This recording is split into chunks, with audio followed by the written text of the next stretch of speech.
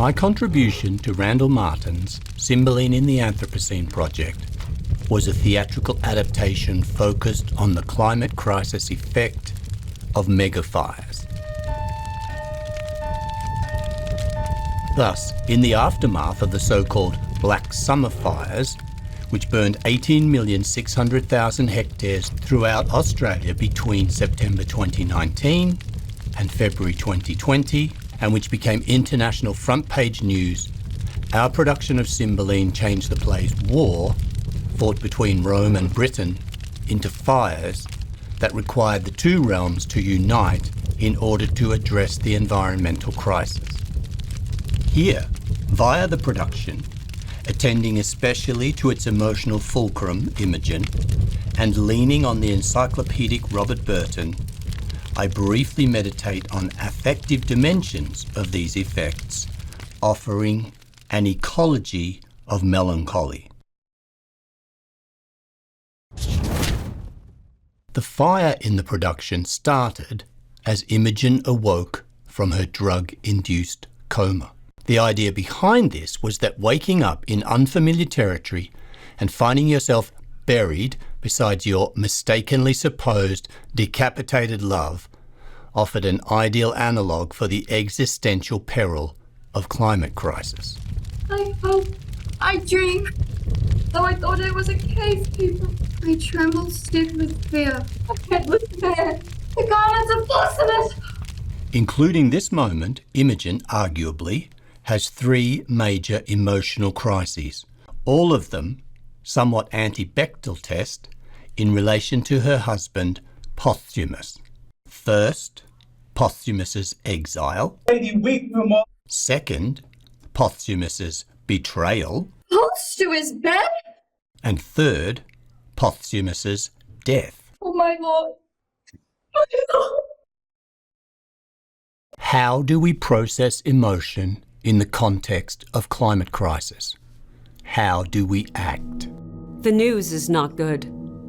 It feels as if we are hurtling down a hill without any brakes through an unfamiliar landscape to an uncertain destination. The evidence is mounting that we are well past the point where climate change response can be a planned, gradual transition.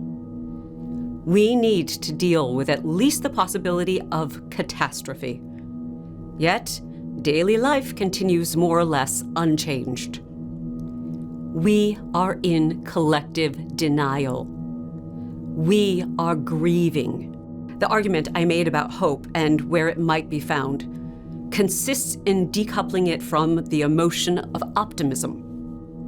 Hope savors the life and world we have, not the world as we wish it to be. If the relationship between grief and denial challenges us to acknowledge and bear negative emotions without becoming paralyzed, the corollary is that we should not depend on positive emotions to provide the basis of hope. How do the characters process emotion in response to the fires? How do they act? Cymbeline is paralysed. Belarius wants to flee, the boys to fight. Posthumus blames Pisanio, the gods, fate, and then himself, and determines to end his life. And Imogen, in the guise of Fidele, is described by her unwitting and not known brother Guiderius in terms that uncannily anticipate Leslie Head's formulation. You know that grief and patience, rooted in them both, mingle their spurs together. Might Imogen's capacity for fantasy sustain her remarkable resilience? She responds to each of the emotional crises listed above with similarly patterned behaviour: self-negation, even annihilation, and then fantasy-fueled determination. Of exile. Take it, heart, and keep it till you woo another wife, when Imogen is dead. With Posthumus gone, duel and promise swapped, Imogen laments, There cannot be a peace in death more dark than this. but soon, refusing her father's condemnation, she imagines aloud a simple, literally pastoral green world existence. Oh, you vile ones! Art thou mad? Almost. Heaven restore me.